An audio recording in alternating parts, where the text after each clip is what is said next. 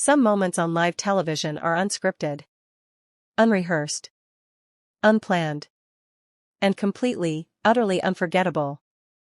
This is one of those moments. A daytime talk show. Bright studio lights. A warm audience. A host who has spent decades mastering the art of conversation. And a guest who walked in believing that a title, a royal title, made him untouchable. He was wrong. In just 35 seconds, one comment, casual, dismissive, dripping with contempt, would ignite a confrontation that nobody in that studio saw coming. A confrontation that would strip away the pleasantries, expose the arrogance beneath the charm, and force a nation to ask a question they hadn't dared ask before.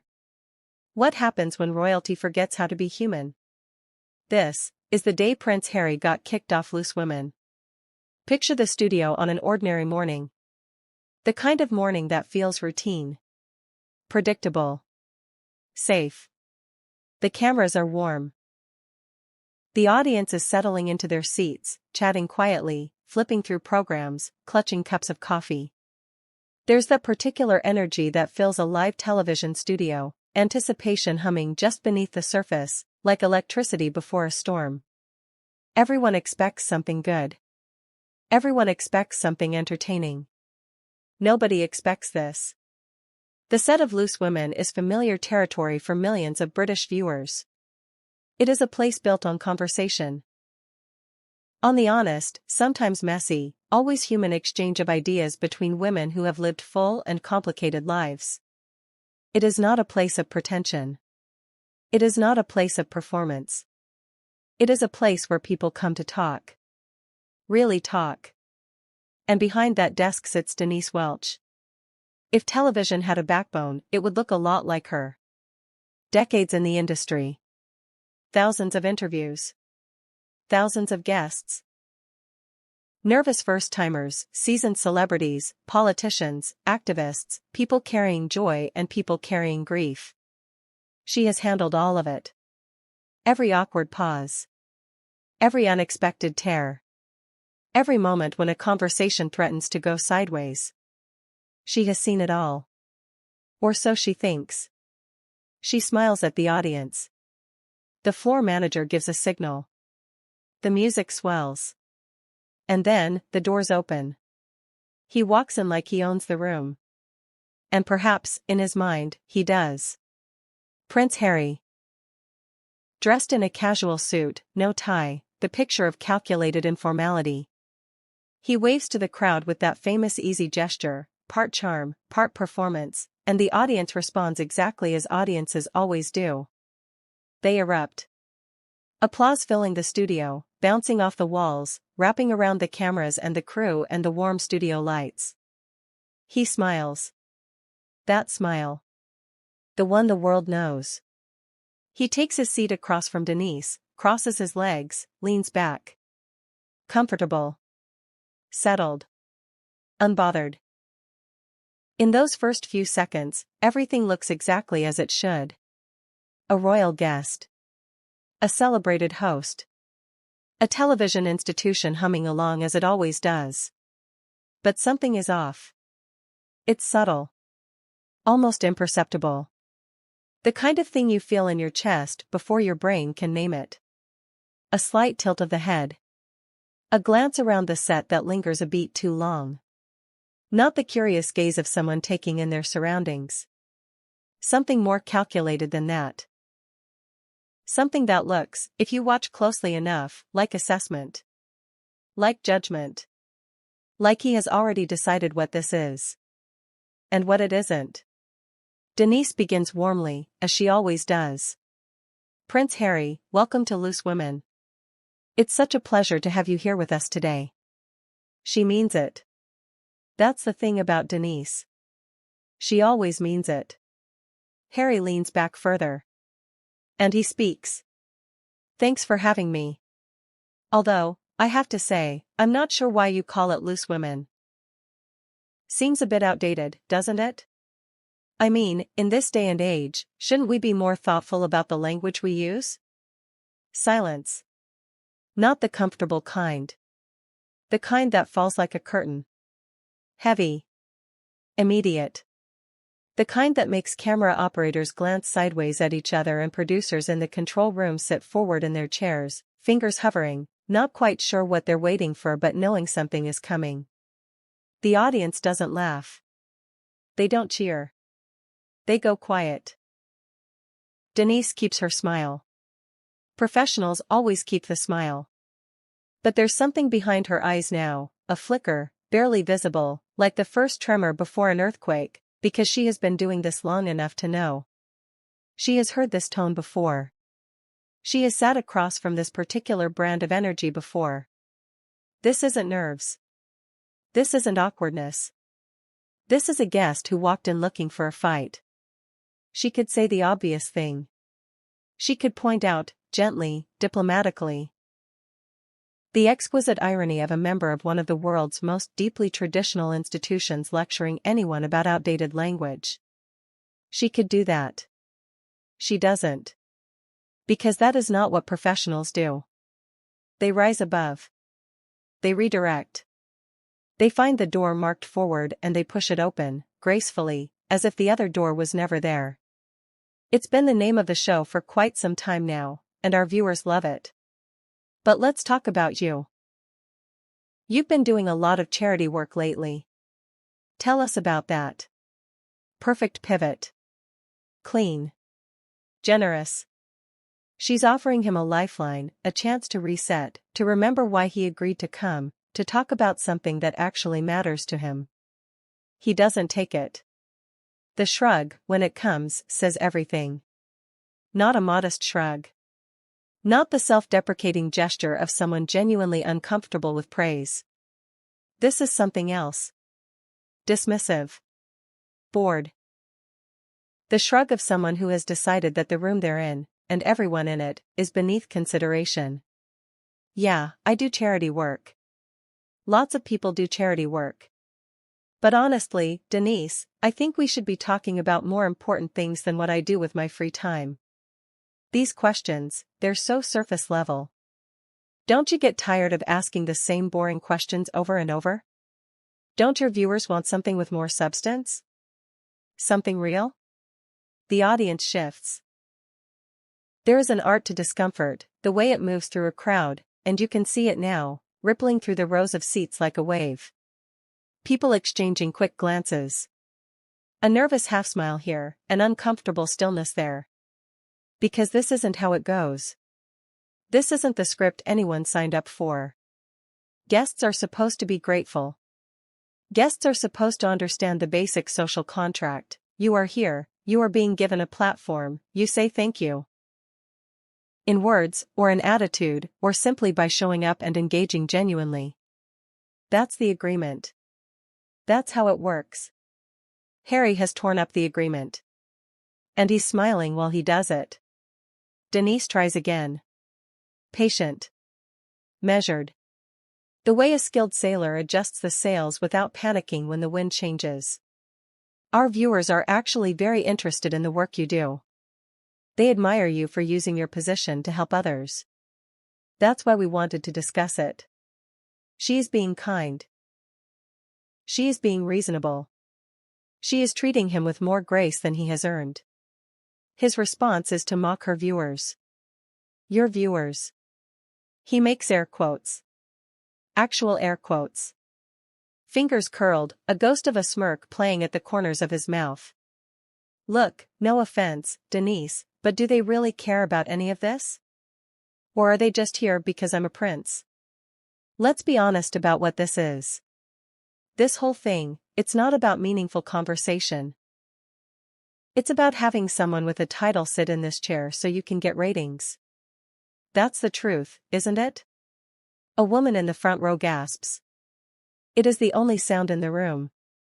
Because everyone else has gone completely, profoundly still. The shuffling has stopped. The nervous laughter, that automatic social reflex people reach for when things get uncomfortable, has dried up entirely. Nobody is reaching for it now. Because what is happening in this studio is no longer uncomfortable. It is something worse. It is contemptuous. He has looked at an audience of people who came here in good faith, who got up that morning, got dressed, traveled to a television studio, took their seats, and he has told them, to their faces, that they don't actually matter. That their interest is shallow. That their curiosity is just the predictable reflex of people who are impressed by titles. He has insulted the host. He has insulted the show. He has insulted every person sitting in those seats. And he is doing it with a smile. In the control room, producers lean forward. Hands hover over buttons. The floor manager is making urgent hand signals to someone, anyone, but what signal covers this? What protocol exists for a moment like this? This is live television. There is no pause button. There is no safety net. There is only Denise. And Denise does not break. Her voice, when she speaks, is steady. Warm, even. Not a tremor in it. Not a crack. Just the calm, unhurried tone of someone who has decided, consciously, deliberately, that this man will not take her composure from her. Not today. Not on her show. I think our viewers care about substance, which is exactly why we invited you here. We thought you'd have interesting insights to share. Shall we continue? Harry laughs. It is one of the least pleasant sounds in the room. There is nothing of humor in it. Nothing genuine. It is the laugh of someone performing disdain. Holding up contempt like a shield, wearing dismissiveness like armor. Insights from me? You want insights about what, exactly? How hard it is to be born into privilege. How tough it is to have everything handed to you on a silver platter. Is that the kind of deep, meaningful content your viewers are looking for? He leans forward slightly. His eyes don't soften. Because I can tell you right now, Denise, nobody actually cares about that. They just want to see someone famous. That's it. That's all this is. The studio is completely silent now. And in that silence, something remarkable happens. The audience, the real audience, the people in those seats, the people he has just dismissed and belittled, they don't react with anger. They react with something sadder than that. Something more telling. They look confused. Because this isn't the Prince Harry they recognize. Not the one who has spoken about mental health with such apparent vulnerability. Not the one who has sat in interviews and discussed his own pain with what seemed like genuine openness and humility. This person, the one sitting across from Denise, wearing contempt like a second skin, this person is a stranger. Something has gone wrong here. Something underneath the surface, invisible to the cameras, invisible to the audience, but leaking out, corrosive, unmistakable, through every dismissive word and every impatient gesture.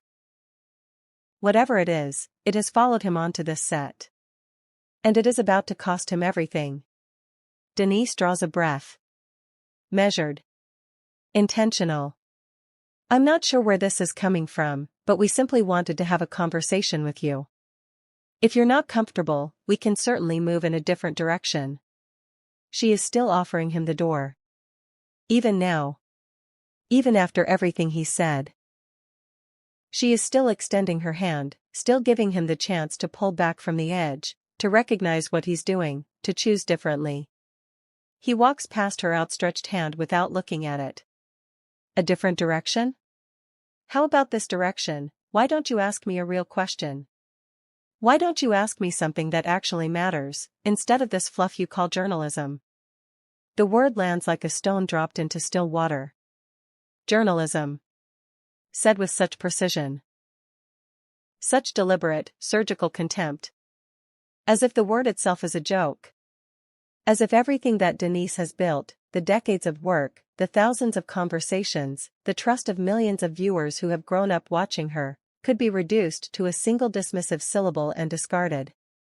Denise does not flinch. But something shifts. You can see it, just barely, just at the edges, a slight adjustment in her posture. A quieting of the warmth behind her eyes. Not anger. Not yet. Something more dangerous than anger. Clarity. I'm sorry you feel that way about our questions. We prepare extensively for every interview, and we've covered serious topics on this show for many years. Our audience trusts us to have meaningful conversations. She says it simply. No defensiveness in it. No need to prove herself. Just the plain, unhurried statement of a person who knows their own value and does not require anyone else's permission to claim it. But Harry isn't finished. Meaningful conversations, right? Is that what you call this? Sitting around gossiping about celebrities? That's meaningful to you? Several audience members gasp. One person shakes their head slowly, as if they cannot quite believe what they are hearing. And now, something changes in Denise's expression. Not explosion. Not collapse. Something harder and quieter than either of those things. Resolution. We discuss a wide range of topics on Loose Women. From current events to personal stories that resonate with people. If you've come here just to criticize what we do, perhaps this wasn't the right fit. Notice what she doesn't do.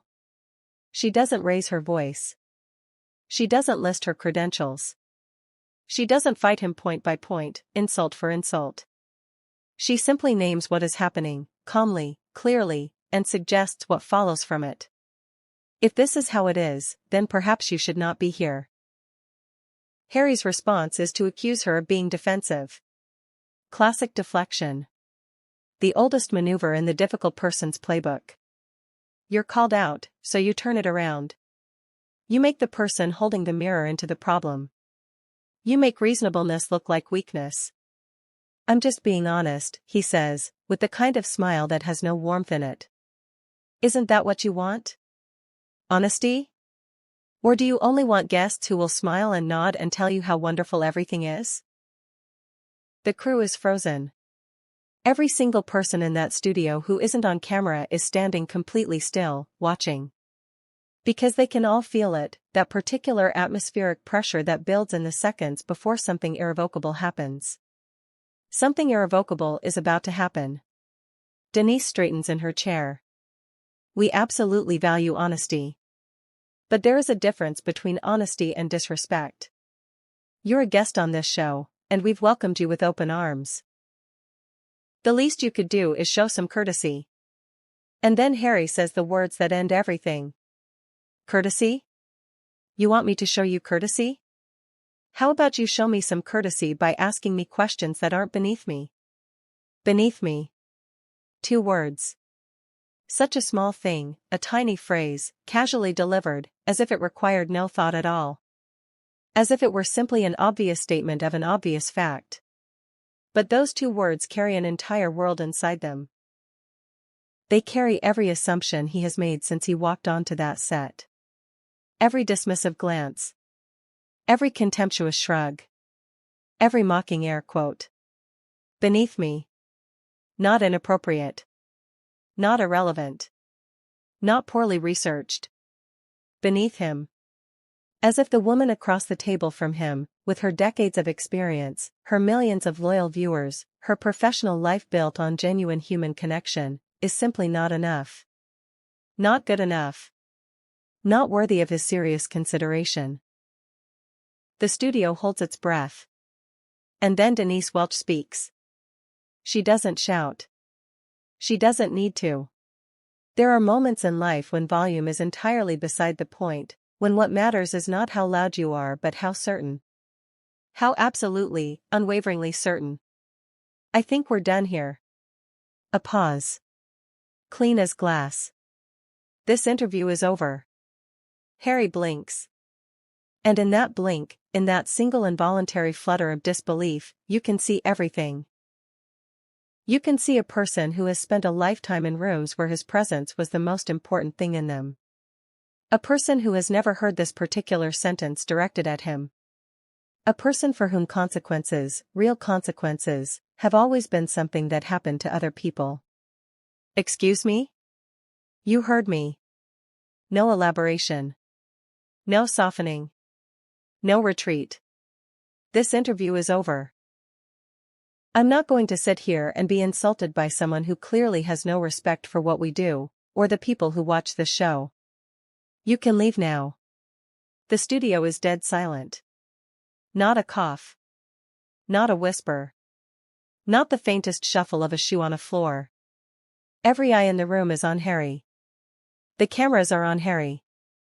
And Harry, for perhaps the first time since he walked through those studio doors, has absolutely nothing to say. He looks around. Left. Right. As if searching the room for backup. For someone to intervene. For a producer to step in, for a director to call cut, for someone to restore the natural order of things, the order in which he is the most important person in the room and everyone adjusts accordingly. Nobody moves. Nobody speaks. Nobody comes to his rescue. You're kicking me off? He says it the way someone says something that cannot possibly be real. With that particular disorientation of a person whose internal map has just stopped matching the territory. Yes. One syllable. Final as a door closing. You came here with an agenda, to belittle us. And I'm not interested in continuing this conversation. We invited you here in good faith, and you've spent the entire time being condescending and rude. So yes. I'm asking you to leave. Harry's face changes. For just a moment, just a fraction of a second, something unguarded passes across it. Something that might, in a different person, in a different moment, be the beginning of recognition. The first flicker of understanding. But it doesn't catch. It doesn't hold. Instead, his jaw tightens. A small, bitter smile forms at the corner of his mouth. The kind of smile that is actually the opposite of a smile. This is ridiculous, he mutters. Absolutely ridiculous. What's ridiculous, Denise says, her voice still carrying that same unshakable calm, is coming onto a television show and treating everyone with contempt. You had an opportunity to have a genuine conversation. And you chose to waste it. Harry shakes his head. Stands. Fine. I don't need this. I don't need to be here. Then go, Denise says simply. And he does. He unhooks his microphone with sharp, impatient fingers, and then, in a gesture that tells you everything about the gulf between who he believes himself to be and how he is actually behaving in this moment, he tosses it onto the chair. Not places it. Not sets it down carefully. Tosses it. Like it's beneath him too. He walks off the set. The cameras follow him, because cameras always follow the movement, the action, the drama, until he disappears through the studio door and the door swings shut behind him. The silence that follows is absolute. And then, in that silence, Denise Welch turns back to the camera. She takes a breath. One breath. And in that breath, you can see the entire weight of the last several minutes, the management of it, the restraint of it, the professionalism of it, acknowledged and then set aside. When she speaks, her voice is steady. Her voice is, if anything, warmer than it was before. Well. That certainly wasn't how we expected this segment to go. A pause. But let me be clear. On this show, we treat our guests with respect. And we expect the same in return. We're proud of what we do here. And we're proud of our viewers, who tune in every day. She smiles. We'll be right back after this break. The music kicks in. The lights shift. And somewhere, in studios and living rooms and kitchens across the country, millions of people sit with what they have just witnessed, trying to find the words for it, trying to name what it was they felt watching those extraordinary few minutes unfold. Let's slow down now. Let's go back. Because what happened on that set deserves more than a moment of shock. It deserves examination. It deserves the kind of honest, unflinching look that Denise herself was trying to offer, before it was thrown back in her face. From the very first exchange, Harry was testing limits. That opening remark about the show's name, that wasn't a genuine observation. It wasn't curiosity. It was a jab. A deliberate, calibrated provocation designed to establish something very specific from the very first seconds of the conversation. It was designed to establish who was in charge. By criticizing the show's name before the interview had even begun, he was sending a message. I am here, but I am not here on your terms. I am here on mine. And the sooner you understand that, the better. Denise heard the message. And she chose, with extraordinary professional grace, to ignore it. To redirect. To find the generous interpretation and lead with that instead. Because that is what good hosts do. Not because they are naive. Not because they don't recognize what's happening. But because they understand that an interview is a conversation, and conversations require good faith, and good faith requires at least the assumption of good intentions, until that assumption becomes impossible to maintain. She gave him charity work. Something positive. Something he could have talked about with passion, with pride, with genuine feeling. Something that could have turned the entire energy of the room around in an instant. He threw it away. Called the questions boring. Implied that talking about causes he had chosen, publicly, deliberately, as a central part of how he presented himself to the world, was somehow beneath him. A waste of his considerable time. Think about that for a moment. Really think about it. He agreed to this interview. He chose to come. Nobody forced him through those studio doors and into that chair. He accepted an invitation. An invitation that came with a platform, with an audience, with an opportunity to speak about things that matter to him, to inspire people, to do the very thing he claims to care about doing. And then he used that platform to tell the people who built it that they weren't good enough. That is not frustration. That is not a bad day.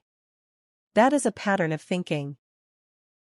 A settled, practiced way of moving through the world in which the offer is always accepted and the gratitude is never extended, in which hospitality is consumed and contempt is offered in return. That is entitlement in its most concentrated form. Watch what Denise does next, because it is worth studying. When he mocks her viewers. When he looks at the people in those seats and suggests that their interest is shallow, that their care for him is merely the reflexive response of people dazzled by a title, she doesn't defend them with indignation. She doesn't perform outrage on their behalf. She simply says, our viewers care about substance. And moves on. She is modeling something important here. Something that is genuinely difficult in the heat of a live confrontation with someone who is clearly committed to provocation. She is refusing to be provoked. Not because she doesn't feel it. You can see that she feels it, in the slight tightening of her smile, in the measured precision of her words, in the very deliberateness of her breathing. She feels every single jab. She is not numb to them. She is choosing, consciously, repeatedly, to respond rather than react. To think rather than to feel. To remain in control of the only thing she can control in this situation, herself. And she keeps giving him chances. This is the part that is easy to miss, watching it play out.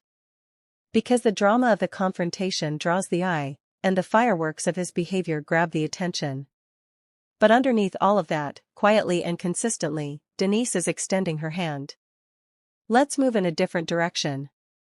We've covered serious topics on this show. If this wasn't the right fit. Over and over, a door. A way back.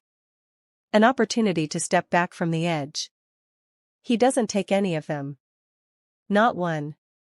And eventually. Not quickly, not rashly, but eventually, after every reasonable option has been exhausted, she stops opening doors. And she closes the one he came through. Pay attention to the audience in those final minutes. Not because they matter more than the conversation at the center of the room. But because they are the truest mirror of what is actually happening. In the beginning, there is discomfort. Nervous energy. The kind of shuffling and half-laughing that people do when they encounter something strange and aren't sure whether it's intentional. People leaning toward each other and whispering. Is this a bit? Is this planned? But as the minutes pass, as jab follows jab and dismissal follows dismissal, the nervous energy drains away. The laughter stops. The whispering stops. The shuffling stops. And what is left is something colder. Something heavier. Stillness. The particular stillness of people who are witnessing something real and raw and uncomfortable and cannot look away from it. The stillness of people who are watching someone with power use it, not to lift others up, not to create or inspire or connect, but to diminish. To make small. To remind everyone in the room who they are in relation to him. And then, because human beings are fundamentally decent, and because we recognize decency in others even when we struggle to name it, the stillness shifts one more time. It becomes something else. It becomes witness. They are watching Denise hold the line. They are watching someone refuse to be made small. And in that refusal, in that quiet, absolute, utterly professional refusal, they are seeing something they perhaps did not expect to see on a Tuesday morning on a daytime talk show. They are seeing what dignity looks like under pressure. Harry's shock, in those final seconds before he leaves, is real. And it is revealing. Because shock requires surprise. And surprise requires a gap between what you expected and what you got. And in that gap, in the space between what Harry expected and what actually happened, you can see the entire shape of his assumptions. He expected compliance. He expected the same thing he has probably always gotten in rooms like this. Tolerance. Accommodation. The gracious, professional, slightly pained acceptance of bad behavior from someone whose name and title give them a kind of social immunity. The nod and smile and careful pivot that says, "We see what you're doing, but we won't say so, because you are who you are." He walked into that studio expecting immunity. And instead, he found Denise Welch. Who does not do immunity? Who does not do exceptions? Who holds every guest, royalty, rock star, first-time interviewee to the same standard of basic human decency. And who, when that standard is flagrantly, repeatedly, deliberately violated, exercises the only power she needs. The power to end it. "Then go," she says. Not dramatically. Not triumphantly. Just simply. The way you say a thing that is simply true. And the genuinely remarkable thing, the thing that makes this moment lie beyond the broadcast, beyond the headlines, beyond the endless replays, is what Denise does after he leaves. She does not gloat. She does not turn to the camera and perform vindication. She does not explain herself or defend herself or take the opportunity to expand on everything he got wrong. She takes a breath. And she goes back to work. 35 seconds. That is how long it took. From that first casual, cutting remark about the show's name to the moment when the thread that held the interview together pulled taut and snapped. 35 seconds. Except, of course, it wasn't really 35 seconds. It was every moment that came before those 35 seconds. Every choice. Every assumption. Every time someone important told him his behavior was acceptable and every time no one told him otherwise. Every room he walked into expecting to be the most important person in it. Every invitation he accepted as his due and every hospitality he consumed without the dignity of gratitude. It was all of that, crystallized in 35 seconds, made visible in the lights of a daytime television studio in front of millions of people. And then it was named. That is the thing about Denise Welch's response that matters most, in the end. Not the firmness of it. Not the courage of it, though it took real courage. Not even the absolute professional grace of it, though that was something to behold. What matters most is simply that she named it. She did not pretend it wasn't happening. She did not smooth it over. She did not find the generous reframing that would let everyone leave the room with their comfort intact. She looked at what was in front of her, clearly, directly, without flinching, and she called it what it was. You have come here with an agenda to belittle us. You have spent the entire time being condescending and rude. This is over. In a world where powerful people are routinely allowed to behave badly without consequence, where status insulates and celebrity protects and titles immunize, that naming is not a small thing.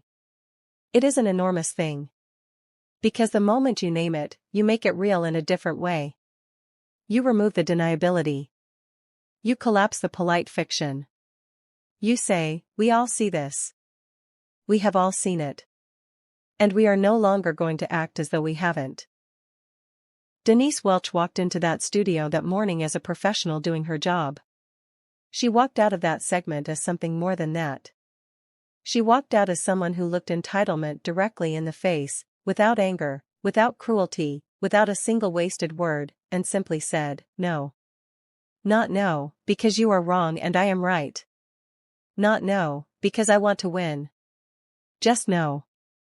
Because this is the line. Because this is where it ends. Because respect is not optional, and dignity is not negotiable, and a title, however ancient, however gilded, however surrounded by centuries of deference and ceremony, does not change any of that.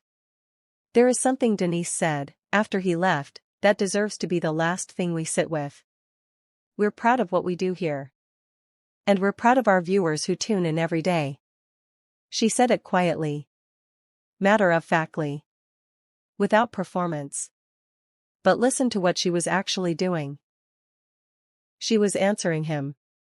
Not arguing with him. Not defending herself against his accusations. Just answering. In the most direct way possible. He had told those viewers they didn't really care. That their interest was superficial. That they were just there for the title, for the celebrity, for the vicarious shimmer of proximity to royalty. And she looked at the camera, at them, at all of them, and she said, we see you. We know who you are. And we are proud to be here with you. That is the counter to contempt. Not rage. Not proof. Not an elaborate argument. Just affirmation. Clear-eyed, unhurried, genuine affirmation. You matter. What we do here matters. And no one walking through that door is going to tell us otherwise. There is a lesson in this that goes beyond television. That goes beyond this particular interview, this particular guest, this particular morning. We live in a world that still often tells us that power confers permission. That status grants exemption. That there are people whose behavior we must accommodate, whose contempt we must absorb, whose worst impulses we must simply endure, because of who they are, because of what they represent, because of what it might cost us to say otherwise. Denise Welch spent that morning demonstrating that this is not true. That the moment you accept it is true. The moment you nod and smile and let the microphone keep running on the grounds that the alternative is too difficult, too awkward, too costly, you give something away that is very hard to get back. You give away the quiet, non-negotiable sense of your own worth. She didn't give it away. She held it. Not loudly. Not dramatically. Just firmly, and finally, and with absolute clarity. And when it was over, when the music played and the lights shifted and the audience found its breath again, what remained in that studio was not the memory of a royal's tantrum. What remained was the memory of a woman who knew exactly who she was. And refused, with every ounce of her considerable professional grace, to be anything less. This is the moment Prince Harry got kicked off Loose Women. Not because the host lost her temper. Not because the cameras caught something they shouldn't have. But because one woman looked at the most predictable thing in the world, entitlement. And decided it wasn't going to be her problem today. And in doing so, she reminded all of us that dignity is not something that can be taken from you. Only surrendered. She didn't surrender it. Not even close.